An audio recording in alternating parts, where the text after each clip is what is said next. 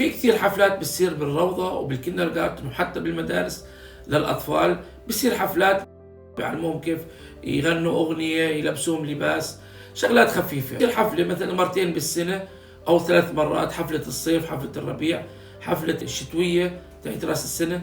بهاي الحفلات بيعزموا الأب والأم والاخوان، بيقول لهم تعالوا بنجيب شويه اكل، كل واحد بيجيب معه كوخن او يجيب شغله ونلتقي كلياتنا ونحكي. فكثير من الاباء ما بيروحوا على المواعيد هاي، ما بيهتموا لا مواعيد الحفلات المدرسه ولا حفلات الروضه. بيقول لك انا ابني بيروح على الروضه وخلاص، شو بدي بهالحفلات وانا اجنبي وهم كلاتهم المان، انا شو بوديني لهناك؟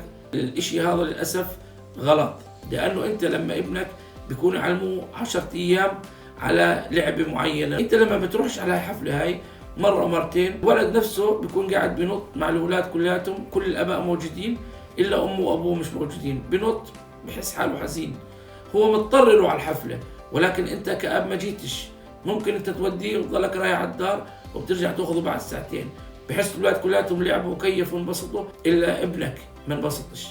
فبتيجي المعلمة والمربية ومعلمة المدرسة والمدير بيقولوا شو العائلة هاي، إحنا بنعمل حفلات وبنتعب حالنا وبنتأخر للساعة 5 6 وبالصيف وبالحم وبالبرد عشان الأولاد ينبسطوا ويكون عندهم جو عائلي، والأب والأم والأطفال ولا مهتمين ولا إشي.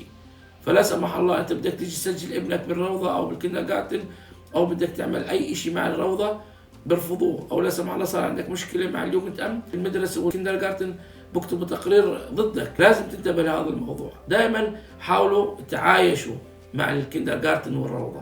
تحياتي للجميع. أبو صالح الدلكي.